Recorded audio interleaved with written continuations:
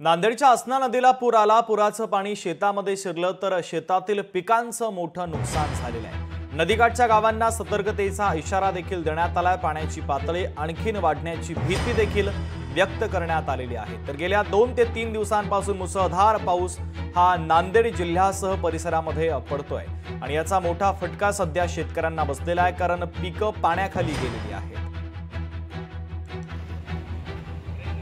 नांदेड जिल्ह्यात मागील 2 दिवसापासून पावसाची संततधार सुरू आहे। त्यामुळे जे आहे नांदेड जिल्हाभर नदी नाले ओढ्यांना पूर आलेला आहे। आपण बघू शकतो की नांदेडच्या शेजारी वाहणारी ही आसना नदी आहे। या आसना नदीने कालपासून रौद्र रूप जे आहे ते धारण केलेलं आपल्याला पाहायला मिळतंय। आपण या बाजूला जर बघितलं तर ऊसाची शेती आहे ती पूर्णतः पाण्यामध्ये गेलेली आपल्याला पाहायला मिळते आणि आता हे जलशुद्धीकरण केंद्र आहे, आपण बघू शकतो आतमध्ये ते पूर्णतः या पाण्याने वेढलं गेलेलं आहे। आणि दुसऱ्या बाजूला जर बघितलं तर हा गुरुद्वारा आहे।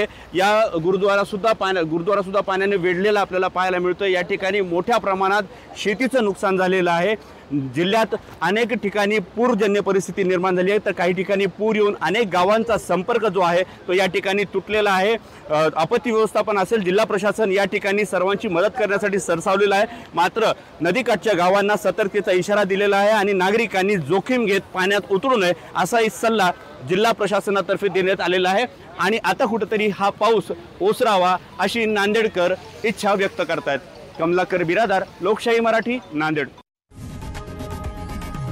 लोकशाही मराठी, ऐका, पहा, जागरूक रहा।